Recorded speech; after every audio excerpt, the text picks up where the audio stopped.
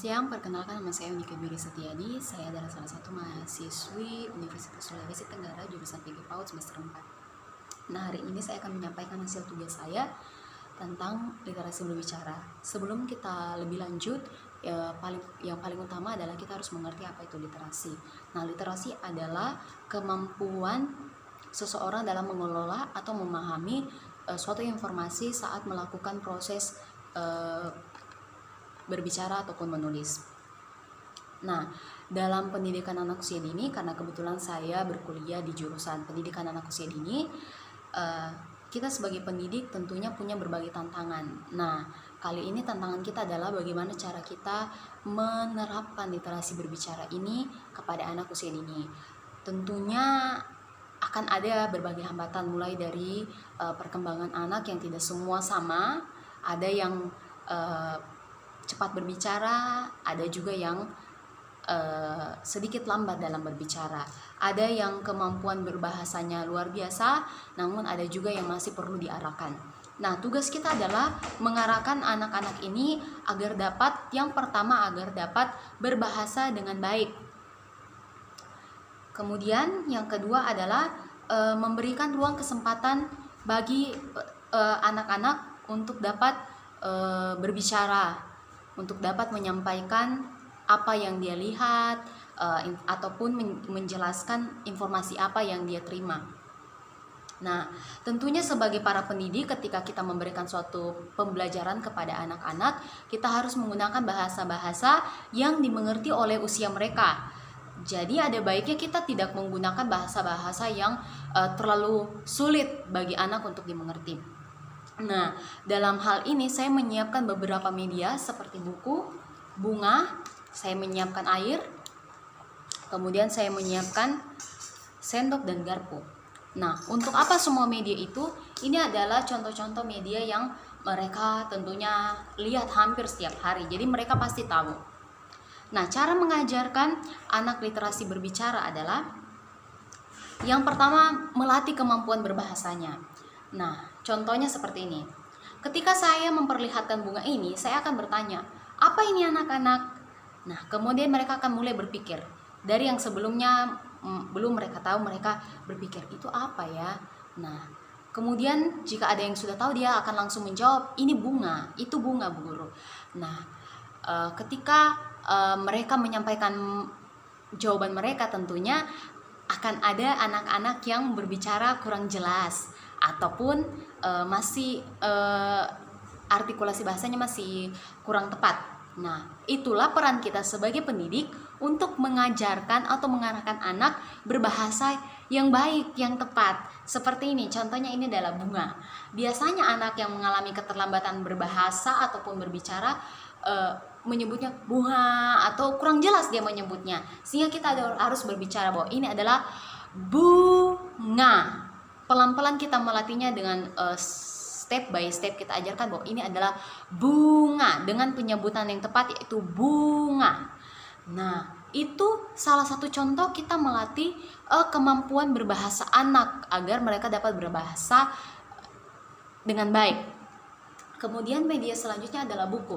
Buku ini tentunya mereka lihat hampir setiap hari, terutama pada saat mereka belajar di rumah ataupun belajar di sekolah. Ketika kita bertanya, apa ini? Kemudian semua anak-anak yang melihat ini akan menjawab buku. Masih ada juga biasa anak-anak yang kurang tepat dalam menyebutkan benda ini. Dia akan bilang buku atau penyebutannya kurang jelas intinya. Sehingga itulah yang tadi saya katakan, bahwa peran kita adalah mengarahkan anak-anak untuk memperbaiki bahasa-bahasa mereka yang kurang jelas atau kurang tepat. Nah, langkah selanjutnya adalah ketika kita ingin menerapkan literasi berbicara ini kepada anak, kita harus mengerti bahwa kemampuan berbicara anak akan berkembang ketika mereka diberikan suatu kesempatan atau ruang mereka berbicara. Ketika bahasa mereka sudah kita perbaiki, kita sudah mengarahkan mereka untuk berbahasa yang baik, maka selanjutnya yang harus kita lakukan adalah ya kita memberikan kesempatan kepada mereka untuk mereka mencoba apa yang sudah kita ajarkan kepada mereka. Seperti contohnya, Ini di sini ada garpu dan sendok. Nah, saya memberikan kesempatan kepada anak-anak untuk menceritakan tentang garpu dan sendok ini. Apa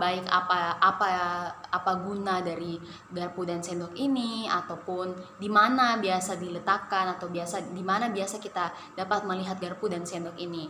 Nah, dari situ kita sudah memberikan kesempatan bagi anak untuk mereka berkesempatan berbicara dengan sesuai dengan yang mereka mampu. Kemudian di sini ada air. Nah, ketika kita sebagai pendidik telah memberikan ruang kesempatan, kita harus melatihnya secara terus-menerus agar mereka terbiasa. Nah, ketika mereka melihat suatu benda, lantas tanpa perlu kita bertanya apa gunanya, mereka sudah tahu ini air dan ini air minum gunanya untuk diminum. Air yang ada di WC atau di kran itu gunanya untuk mandi misalnya, atau untuk mencuci misalnya, atau untuk siram tanaman.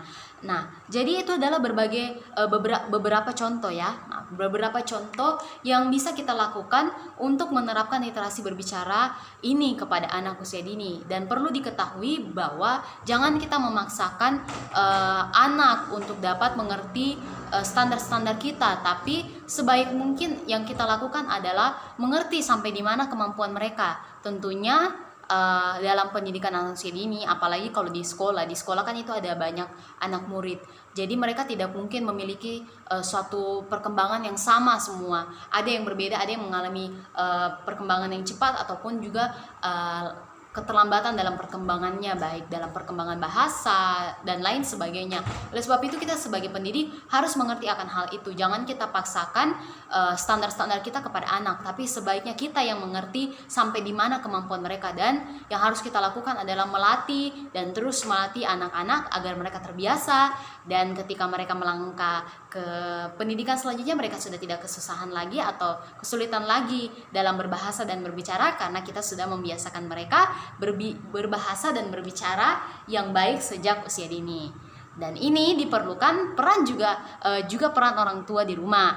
Jadi dalam pendidikan itu, dalam masa perkembangan anak kan tidak selamanya mereka ada di sekolah, tidak 1x24 jam mereka ada di sekolah.